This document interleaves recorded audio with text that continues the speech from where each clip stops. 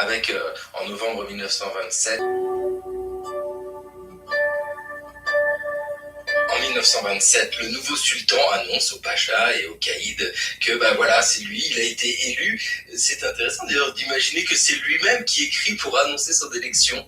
C'est pas lui qui écrit, hein, oui, c'est on entend bien, mais qui le diffuse. Ce qui est intéressant dans ce document, c'est que il montre bien l'unanimité qu'il y a eu autour de son choix, ce qui n'est pas le cas, parce qu'il y a eu des divisions, il y a eu des débats, et on a surtout l'idée d'un pouvoir sultanien qui se donne une image de modestie.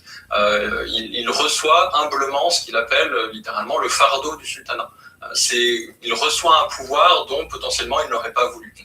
Alors qu'il le veut. Mais on connaît bien comment ça fonctionne dans ces moments-là. Vous avez entendu ça? Vous avez entendu ça, les gens?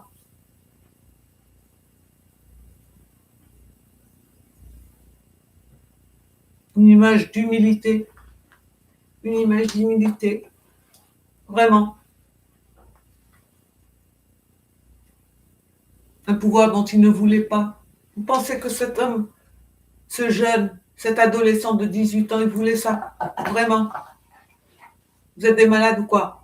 Regardez, écoutez-les, mais écoutez-les. Alors qu'il le voulait. Oh, c'est évident. Ils pensent que tout le monde est comme eux, que tout le monde pense comme eux, que tout le monde réfléchit comme eux. Il était jeune. Non, rien à foutre. C'était pas son truc. Il l'a fait par devoir, c'est tout. Parce qu'on lui a demandé de le faire. Parce que vous avez viré l'autre, qui était rétif. Et parce que les anciens se sont réunis, il a consulté, tout le monde lui a dit, allez, vas-y, c'est toi, il t'aime bien. Vas-y, mon grand, vas-y. Fais ce sacrifice. Vas-y. Vas-y. Fais-toi là, mets-toi là devant eux.